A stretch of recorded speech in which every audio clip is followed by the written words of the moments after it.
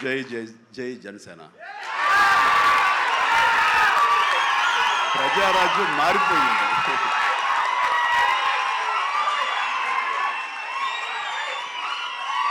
ప్రజారాజ్యం రూపాంతరం చెందింది. అది లేటుగా చెప్పావేంటి అంటాను. ఆయన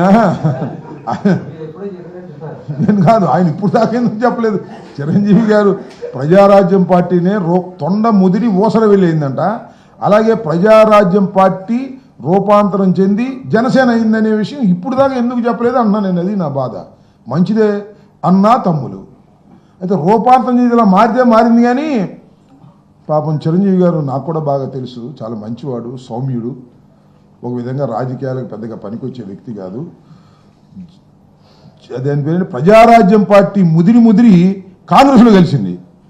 ఈ జనసేన కూడా ముదిరి బీజేపీలో కలిసిద్దేమో జాగ్రత్త పడమన్నా. దీన్ని కూడా అలా విలీనం చేసేస్తాడా?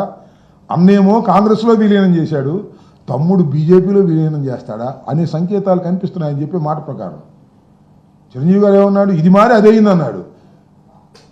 ప్రజారాజ్యం మారి జనసేన కాలేదు, ప్రజారాజ్యం మారి కాంగ్రెస్ అయ్యింది, కాంగ్రెస్లో కేంద్ర మంత్రి అయ్యాడు.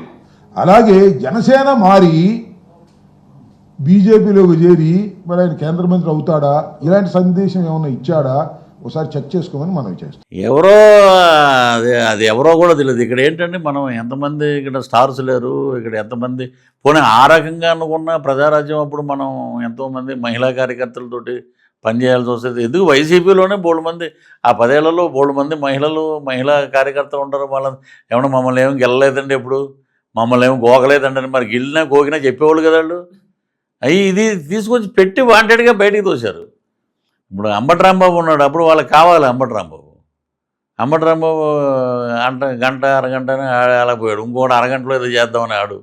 ఈడైతే ఏకంగా చెప్పు తీసి చూపించాడు. వీడు వీళ్ళ గురించి డిస్కషన్ లేదు. ఆవిడ అన్ని బూతులు మాట్లాడింది రోజా గారు, ఆమె గురించి డిస్కషన్ లేదు. పర్టికులర్గా పృథ్వీరాజు, వాళ్ళకి నా పృథ్వీరాజు అంటే ఏంటో అంటే నేను మాట్లాడే మాట డైరెక్ట్ గుచ్చుకుంటుంది అన్నారు. అది ప్లానా సార్? పక్క ప్లాన్ అది? ఏది మిమ్మల్ని ఇరికిచ్చింది ప్లానే అది. తిరుపతిలో చాలామంది, మొన్న కూడా నేను ఒక ఛానల్ అవార్డు ఫంక్షన్ ఉంటే వెళ్ళాను నేను. అక్కడ ఉన్న వాళ్ళందరూ, యూనివర్సిటీలో ఉన్న వాళ్ళంతా ఇదంతా ప్లాన్ మేడ్ బై అక్కడ ఉన్న మీ గ్రూప్లో వాళ్ళే చేశారండి అది. సో అంటే సరే అది అయిపోయింది, వదిలేదు. స్కామా సార్? స్కీమా? ఇది స్కామ్, ఇది దేవుడు స్క్రిప్టు. ఈ స్కీములు కాదు, దేవుడు స్క్రిప్ట్ అది. అందుకని భగవంతుడు ఇటు రాశాడు స్క్రిప్టు, పృథ్వీ స్క్రిప్ట్ ఇది.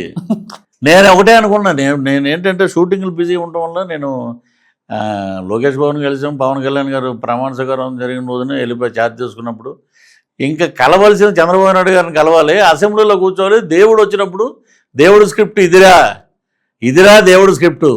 దూరం నుంచి ఇప్పుడు అసెంబ్లీ లాబీల్లో అక్కడ అతను ఉండగా జగన్మోహన్ రెడ్డి మనం అట్నుంచి అలా వెళ్తుండాలి.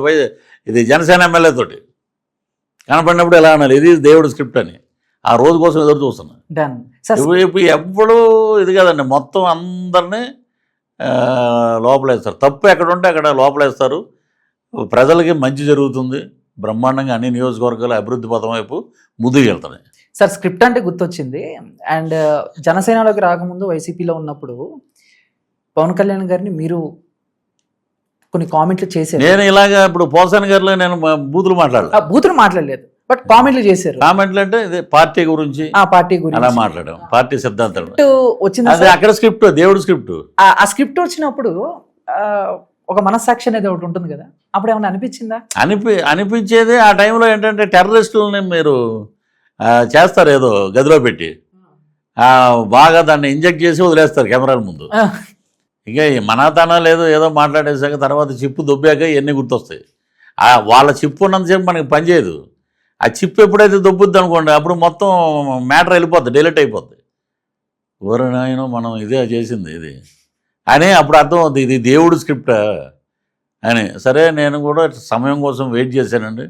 భగవంతుడు స్క్రిప్ట్ వచ్చింది. ఫట్మని కొడితే సీఎంఏ వెళ్ళిపోయాడు పక్కకి, ధర్మారెడ్డి వెళ్ళిపోయాడు. అక్కడ ఎవడో దేవుడిని తప్పుకొని ఎవడో వెళ్ళండి. ఇప్పుడు మనం రాజమార్గంలో పైకి వెళ్ళి, నేను పవన్ కళ్యాణ్ గారు అడిగారు కదండి, కార్యకర్తలు పనిచేసిన వాళ్ళందరూ మొన్న కార్యకర్తల సదస్సు జరిగింది, నేను టీవీలో చూసి. మీకు ఏం కావాలో అడగండి, అడగకపోతే తెలియదు కదా, అడిగితే దానికి మీరు అర్హులో కాదో నేను ఆలోచించుకుంటాను, టీం ఆలోచిస్తుందని. ఆ ఎస్యూబీసీ నాకు ఇవ్వండి, మీరు అడిగారు కాబట్టి. ఇస్తే ఇదిరా మా పవన్ గారి స్క్రిప్టు, ఇదిరా మా చంద్రబాబు నాయుడు గారి స్క్రిప్ట్, ఇదిరా మా లోకేష్ బాబు స్క్రిప్టు. మీరు చేసిన క్రైస్తవ మత ప్రచారాన్ని అడ్డుకుంటున్నారనే ఒక ఇదితోటి మమ్మల్ని ఇలా చేశారు, మీకు మా స్క్రిప్ట్ ఏంటనేది చూపిస్తాం అని అడుగుతానండి నేను. అది సార్ ఇప్పుడు మామూలుగా ఆ స్క్రిప్ట్ చదివేటప్పుడైనా పవన్ కళ్యాణ్ గారు ఒక మాస్ హీరో, ఫుల్ ఫాలోయింగ్ ఉంది, మనం ఇన్ని కామెడీ చేస్తున్నాం, తర్వాత ఫ్యాన్స్ నుంచి నెక్స్ట్ లెవెల్లో ఉంటుంది అనేది అక్కడ ఒక చిన్న భయం అనేది కూడా ఒకటి ఉంటుంది కదా. ఉందండి, మీకు చెప్తున్నా కదా, ఆ చిప్పు ఉన్నప్పుడు పనిచేయదు ఏది, మీకు ఏది ముందుకు వెళ్ళదు. ముందు అన్నీ డెలిట్ అయిపోతేనే ప్రపంచం తెలుస్తుంది. డెలిట్ 3 ఏళ్ళ ముందు అవడం వల్ల భగవంతుడు నన్ను ఆశీర్వదించాడు, వెంకటేశ్వర స్వామి. అదే ఆయన కూడా చాలా సౌమ్యంగా మాట్లాడి, బ్రో నుంచి స్టార్ట్ అయింది మాది. ఆయనతోటి సెట్లో చాలా బాగా మాట్లాడు. యువర్ ఏ వైట్ పేపర్, మిమ్మల్ని యూజ్ చేసుకున్నారు వాళ్ళు. So we know what is what అని. అది చిరంజీవి గారు అన్నారు, పవన్ కళ్యాణ్ గారు అన్నారు, నాగబాబు గారు అన్నారు. ఫ్యాన్స్ అందరూ తర్వాత వరుసగా 1 by 1 ఈరోజు జనసేన ఫ్యాన్స్ అంటే పృథ్వీ గారు మా జన సైనికుడు, పవన్ కళ్యాణ్ గారు బాణం.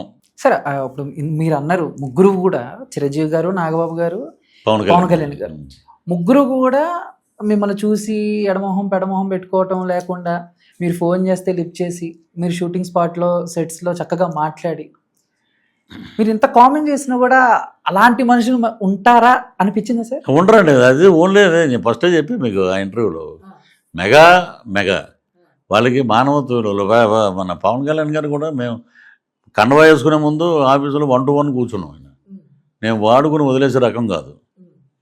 నా భవిష్యత్తు ఈ ఎన్నికల్లో ఎంత ముఖ్యమో మీ భవిష్యత్తు కూడా నాకు అంతే ముఖ్యం. అదే ఆస్కర్ అవార్డు నాకు. ఆ మాట చాలు. చాలామంది అన్నారు ఆయన మాట అంటే మాటే, మాట తప్పుడు. ఇది జనాల్లో కావాల్సింది. ఇలాంటి నాయకుడు కావాలి, ఈ దగ్గర మనం పనిచేయాలి. అలాంటి పవన్ కళ్యాణ్ గారు అన్నారు, మాకు శత్రువు, మా స్థాయిలో ఉన్నవాడే మాకు శత్రువు జగన్మోహన్ రెడ్డి. అది చేసే మంచి పనులు ఏమి లేవు, రాష్ట్రాన్ని ఇలా నాశనం చేసాడు కాబట్టి అది శత్రువు. లేకపోతే అతను కూడా మేము పట్టించుకోవాల్సిన అవసరం లేదు. అంతేగాని నీ మీద మాకు అటువంటి ఏం లేవు. We love your comedy, your a good human being అని చెప్పి ముగ్గురు చెప్పారు. బ్రహ్మ విష్ణు మహేశ్వరులు. సూపర్. అయిపోయింది, జనసేన కండువాకి వచ్చాం. ఇంకా అక్కడి నుంచి ఎక్కడికి వెళ్ళినా జన సైనికులు అసలు రోజు నాకు 100 ఫోన్లు చేస్తారు. నేను కూడా క్రియాశీలక సభ్యత్వం పిఠాపురం నుంచే తీసుకుంటాను. ఒకసారి నచ్చితే ఇక జన సైనికులు కూడా ఓన్ చేసి, ఇంకా అంతే అండి, ఓను. సార్ మీరు కళ్యాణ్ గారితో కూర్చున్నారు, జగన్మోహన్ రెడ్డి గారితో కూర్చున్నారు. ఇద్దరిలో ఎవరు బెటర్ అని అడిగితే మీరు ఖచ్చితంగా కళ్యాణ్ గారి పేరే చెప్తారు. అంతే అండి.